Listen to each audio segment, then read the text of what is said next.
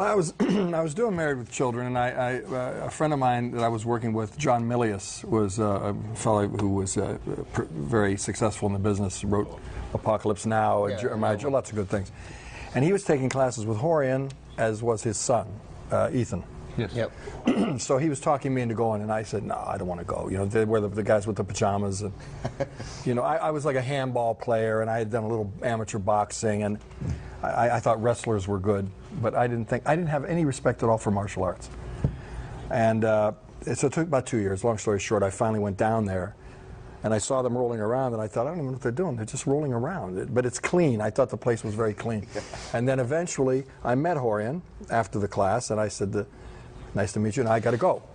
And then he said, "No, one free class." And I didn't want to do it, but a long story short, he sat on top of me. He said, "If your life depends on it, do you think you can get me off?" I'm looking at him and thinking, of course I can get him off. He's a little guy, you know. So I bucked and went crazy, and then, you know, 30 seconds later, I'm exhausted. Yeah. He said, "Oh, I rest up, you know, maybe I was lucky, you know." And so now then he laid down and said, "Get on top of me.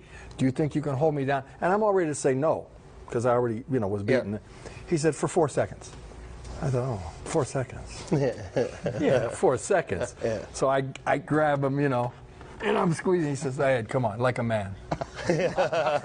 So now, you know, go, boom, he's on top of me. I said, "All right, I have to learn how to do this." Yeah. That's how we